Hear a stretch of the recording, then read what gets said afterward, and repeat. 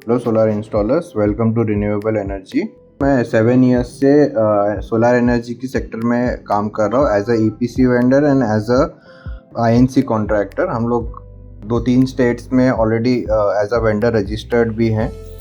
जब हम लोग ने स्टार्ट किया था तो हम लोग को है ना बहुत सारी मेजर प्रॉब्लम्स आई थी जो आज के वेंडर्स भी मोस्टली फेस कर रहे होंगे। देखिए, एक तो मेजर सबसे बड़ी प्रॉब्लम आती है कि ना कोटेशन जो हम लोग बनाते हैं, जो कोटेशन सेंड करते हैं कंज्यूमर को, सपोज 3.24 किलोवाट का 6 पैनल्स का हमारा 540 वाट का हम लोगों को किसी को कोटेशन भेजना है, तो हम लोग उसको 220 का भेजे, 240 का भेजे, 180 का भेजे, 2 लाख का भेजे। तो उसमें आपको एक्चुअली कितना कॉस्ट पड़ रहा है। खाली इसमें पैनल और इन्वर्टर खाली इन्वॉल्व नहीं होते, क्योंकि इसमें मल्टीपल आपके कंपोनेंट्स इन्वॉल्व होते हैं। इसमें आईएनसी आता है, डिस्कॉम के चार्जेस आते हैं, बहुत सारी चीज़ें आती है। तो ऐसा कुछ हमारे पास सोल्यूशन नहीं मिल रहा था हम लोग को। देखा जाए तो सोल्यूशन था हमारे पास में, लेकिन वो सब पेड सॉफ्टवेयर थे। मतलब 10,000 रुपये, 12,000 रुपये साल का, 20,000 रुपये एक बार में अगर लेना है तो 1 लाख रुपये। तो ऐसा कुछ हो जो सस्ता हो, रिलायबल हो। मतलब खाली हम लोग रिक्वायरमेंट डाले कंज्यूमर का और हमें ऑटोमेटिक ना कोटेशन बन के मिल जाए विथ ऑल द कैलकुलेशंस की इसमें क्या क्या कितना कितना कंपोनेंट यूज़ हुआ है, कितना पैसा बच रहा है, कितना नहीं बच रहा है। जो दूसरी प्रॉब्लम आ रही थी कि रेट मिसमैच की प्रॉब्लम आती है। आपने सपोज दिया है किसी को 3 किलोवाट का कोटेशन और उसमें आपने डाला है DCR पैनल्स का रेट 25 रुपये पर वाट, और सडनली वो रेट अगर आपका बढ़ के 26 रुपये हो जाता है या 25.5 रुपये हो जाता है। उस केस में आपको क्या करना है? आपने पैसा भी ले लिया बट प्रोक्योरमेंट नहीं किया, तो आप कंज्यूमर को भी नहीं बोल पाते हो कि रेट बढ़ गया है तो हम लोग इसको अब नहीं कर पाएंगे इस रेट में प्रोजेक्ट। ठीक है, तो रेट मिसमैच की प्रॉब्लम आती है। बेसिकली क्या होता है कि कितना कंपोनेंट क्या क्या यूज़ हो रहा है हमारे इस 3 किलोवाट के प्रोजेक्ट में, उसका एक्चुअल काउंट हमें नहीं मिलता, जिसको BOQ BOM हम लोग बोलते हैं। तो वो इसमें आता है। तो इसका आगे मैं डेमो दूंगा कि प्रोजेक्ट रिपोर्ट्स में हम लोग ने क्या क्या इंक्लूड किया है। एक्सपेंसेस, अभी सपोज आपने 3 किलोवाट का प्रोजेक्ट किया, उसमें आपने 10 कंडक्ट पाइप का आपने एक्सपेंस डाल के रखा था कि 10 कंडक्ट पाइप मुझे इस साइट पे लगेंगे, और आपके सपोज 9 पाइप ही लगे। ठीक है, तो एक पाइप आपका अगर बच गया तो वो आपका एक्सपेंस आपका सेव हो गया। ठीक है, लेकिन अगर आपको 11 पाइप लग गए वहाँ पे, तो वो जो एक्स्ट्रा एक पाइप का जो पैसा है 50-60 रुपये, वो कहाँ से आएगा? वो मतलब कहाँ से एडजस्ट होगा? तो ऐसे आपकी मल्टीपल चीज़ें हैं। आपको स्ट्रक्चर लगाना है, आपने सोचा था कि 5,000 रुपये में स्ट्रक्चर लग जाएगा, वो हो गया अगर 7,000 रुपये, या आपका ट्रांसपोर्ट का एक्सपेंस एक्स्ट्रा चला गया। तो उस केस में आप प्रॉफिटेबल हो रहे हो उस प्रोजेक्ट में कि नहीं, वो हमें पता ही नहीं चल पाता है। तो इससे एक प्रॉब्लम क्या आती है ना कि हम 5-6 साल तो सर्वाइव कर लेते हैं, लेकिन जब हम लोग एक्सपेंशन के उसमें जाते हैं या प्रोजेक्ट्स और लेते हैं तो हमें पता ही नहीं चलता, ट्रैक ही नहीं रह पाता है कि एक्चुअली एक्सपेंस कितना हो रहा है पर प्रोजेक्ट। ठीक है, हम प्रॉफिटेबल हो रहे भी हैं कि नहीं हो रहे। तो इस केस में क्या होता है ना कि बहुत सारे वेंडर्स है ना, मतलब बिजनेस बंद करने के उसमें आ जाता है। ठीक है, एक और चीज़ होता है कि ना कस्टमर्स आजकल मांगता है कि ना जनरेशन कितना होगा। सपोज आप है ना रहते हो यूपी में, ठीक है, आपको यूपी का एक अंदाज़ा पता है, आपने एक ग्राफ बना के कंज्यूमर को दे दिया कि हाँ इतना जनरेशन होगा आपका। आपको सडनली एक प्रोजेक्ट मिल जाता है 100 किलोवाट का, जो कि है महाराष्ट्र में। तो महाराष्ट्र का जो सनलाइट है उसका जो कैलकुलेशन है वो अलग है, सिक्किम का अलग है, दिल्ली का अलग है। तो आप एक ही प्रोजेक्शन रिपोर्ट दोगे, बाद में क्या होगा कि उतना जनरेशन अगर आप मैच नहीं कर पा रहे हो तो फिर कंज्यूमर आपके ऊपर चढ़ने लगता है। दूसरा एक प्रॉब्लम आता है DCR नॉन DCR का कैलकुलेशन। सपोज मैंने आपको बोला कि ना आपको 8 किलोवाट का एक सिस्टम लगाना है, तो आपको क्या करना पड़ेगा? पूरा कैलकुलेटर आपको कैलकुलेशन करना पड़ेगा। एक तो DCR पैनल्स आप डाल के उसमें कैलकुलेट करोगे कि हाँ ये X अमाउंट आ रहा है, और एक नॉन DCR पैनल्स डाल के कैलकुलेट करोगे। तो आपको वो कैलकुलेशन में ना कंपैरिजन समझ में नहीं आता है कि एक्चुअली सब्सिडी के बाद आपको कंज्यूमर को जो फ़ायदा होने वाला है। सपोज कि महाराष्ट्र में अगर देखें 7800 फिक्स सब्सिडी, उसके ऊपर सब्सिडी नहीं मिलती, और आपने 8 किलोवाट का अगर कोटेशन देना है किसी को, तो उसमें नॉन DCR में आपको एक्चुअली फ़ायदा होगा। तो अगर आप कोटेशन बनाते बनाते अगर आपको दिख जा रहा है कि नॉन DCR पैनल्स में उस कंज्यूमर को ज़्यादा फ़ायदा हो रहा है, तो आप डायरेक्टली उसको पिच कर सकते हो कि सर नॉन DCR लगा लो, आपको इतना पैसा डायरेक्टली आपका बच रहा है। आपका 1 लाख रुपया, 1.5 लाख रुपया बच रहा है आपको। वहाँ पे सब्सिडी आपको 78,000 ही आएगी, और यहाँ पे मैं आपको 1 लाख का डिस्काउंट दे रहा हूँ सीधा सीधा।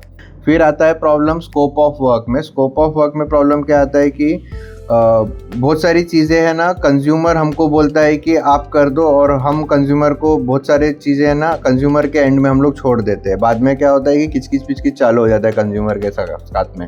तो स्कोप ऑफ वर्क अगर आपका कोटेशन में एकदम क्लियरली मेंशन्ड है कि हाँ हम ये करेंगे, अभी सपोज 2 मीटर है उसके वहाँ पे, ठीक है, आपको उन्होंने बोला है कि हाँ मीटर मर्ज करना पड़ेगा। आप सेल्स के पिच में आपने बोल दिया हाँ ठीक है सर मैं मर्ज करके दे दूंगा, और आपको बाद में जब एक्चुअली मर्ज करने का टाइम आ रहा है तो आपको मालूम पड़ रहा है कि 1 मीटर इस घर में लगा है, दूसरा मीटर आपके 4 घर छोड़ के लगा हुआ है, लेकिन वही कंज्यूमर का वही मीटर है, ठीक है। तो वहाँ से यहाँ तक वायरिंग आपको फेंकना है, फिर आप बोलोगे उसको कि नहीं वायरिंग का एक्स्ट्रा पैसा, फिर कंज्यूमर बोलेगा नहीं आपने पहले ही बोल दिया। तो ये वो क्लैरिटी आ जाती है कंज्यूमर को। कंज्यूमर की कभी कभी डिमांड आती है कि ना एक्स्ट्राज में बहुत सारी चीज़ें आती है, जैसे स्प्रिंकलर्स लगाना है, तो हम लोग बोलते हैं हाँ ठीक है सर लगा देंगे, लेकिन बाद में जब एक्चुअली स्प्रिंकलर्स लगाने का काम करना होता है तब हमारे पास उसमें हम लोगों ने कोटेशन में कॉस्टिंग ही नहीं डाला है।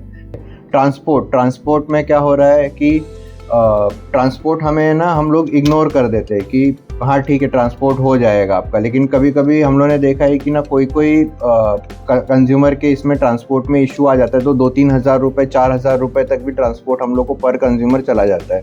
तो इसका कोई कैलकुलेशन हम लोग डालते नहीं है बेसिकली। हम लोग बोलते हैं हाँ ठीक है वो हमारे एंड से मैनेज हो जाएगा, लेकिन वो हमारे एंड से मैनेज हो जाएगा बट एक्चुअली वो कॉस्ट हम लोग कंज्यूमर से हम लोग को लेना है, और उसको एक एक्स अमाउंट कोटेशन में डालना ज़रूरी है, क्योंकि उससे क्या हो रहा है कि आप अपनी जेब से आपके प्रॉफिट से वो ट्रांसपोर्ट का कॉस्ट नहीं लगाओगे।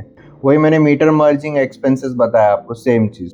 अब क्या होता है कि ना मेजर प्रॉब्लम क्या आता है ना कि आजकल ना बहुत छोटे छोटे वेंडर्स आ गए, लोकली वेंडर्स आ गए।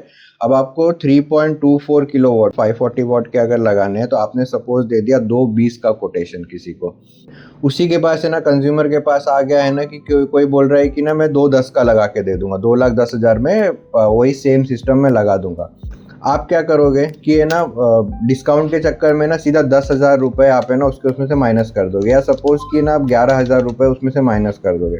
बट ये 11,000 रुपये, इसका एक बहुत बड़ा क्वेश्चन मार्क है कि 11,000 रुपये जो आपने माइनस किया वो आपका प्रोजेक्ट एक्चुअली उतने में आपको प्रॉफिटेबल हो रहा है कि नहीं हो रहा है, आपको करना है कि नहीं करना है। अभी सपोज आपका 11,000 रुपये ही उसमें मार्जिन बच रहा था आपके हिसाब से, ठीक है, आपने वो पूरा 11,000 रुपये माइनस कर दिया, तो उससे प्रॉब्लम क्या आएगा कि आपका प्रॉफिट तो कुछ हुआ नहीं, आपने 2 महीने की पूरी मगजमारी पाली, लेकिन प्रॉफिट कितना हुआ, 0 हुआ। उसके बाद वो कंज्यूमर ने आपको कोई रेफरेंसेस भी नहीं दिया, तो वो साइड से मतलब आपको करके ही मतलब नहीं बना वो चीज़ को, आपने पूरा मैन पावर डाला। अब इसमें क्या है कि आपका प्रॉफिट आ रहा था, उसके बाद ओवरहेड्स भी है आपके, आप यहाँ से उधर जाओगे 10 बार आपके चक्कर लगेगा इसमें डिस्कॉम के इसमें, ठीक है, आपका स्टाफ ऑफिस का स्टाफ इन्वॉल्व होगा, आपका इलेक्ट्रिसिटी एक्सपेंस जा रहा है, शॉप का रेंट जा रहा है, गोडाउन का एक्सपेंसेस जा रहा है, ठीक है, वो सब इसी 11,000 में आने वाला है। बट प्रॉफिट तो आपको 0 हुआ, आपको प्रोजेक्ट करने में लगे 2 महीने कि अगर आप उसका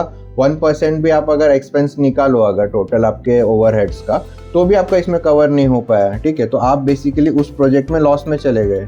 तो इस केस में क्या होता है कि हमें वो प्रोजेक्ट करना ही नहीं है, वो हमें क्लियरिटी मिल जाती है। और अगर डिस्काउंट देना है तो आप सीधा सीधा बोल सकते हो कि सर देखिए मैक्सिमम डिस्काउंट मैं 9,000 का दे पाऊंगा, उसके ऊपर मैं नहीं दे पाऊंगा। कि अगर आपको आज का आज क्लोज करना है, चलो मैं आपको 9,500 रुपया कर देता हूँ डिस्काउंट, ठीक है, लेकिन इसके नीचे 1 रुपया नहीं कर पाऊंगा, तो ये आपका उसमें क्लियरिटी मिल जाएगी।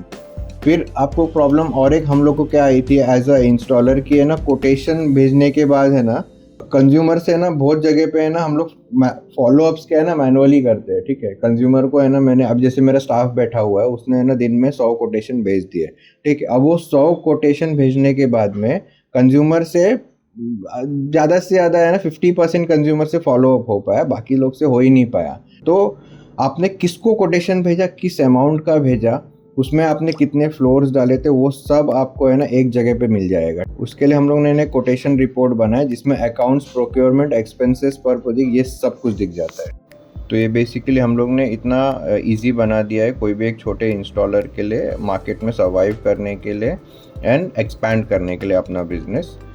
ये अगर आपको गूगल शीट और ये सॉफ्टवेयर जैसा जो हमने बनाया है ऑटोमेटिक, ये अगर आपको चाहिए तो डिस्क्रिप्शन में फॉर्म का लिंक है, वो फॉर्म भर दीजिए और आपको बाकी डिटेल्स मिल जाएंगी। और इस सॉफ्टवेयर का पूरा डेमो, पूरा 100% इसका वर्किंग का लिंक भी हम लोग इसमें मेंशन कर देंगे डिस्क्रिप्शन में।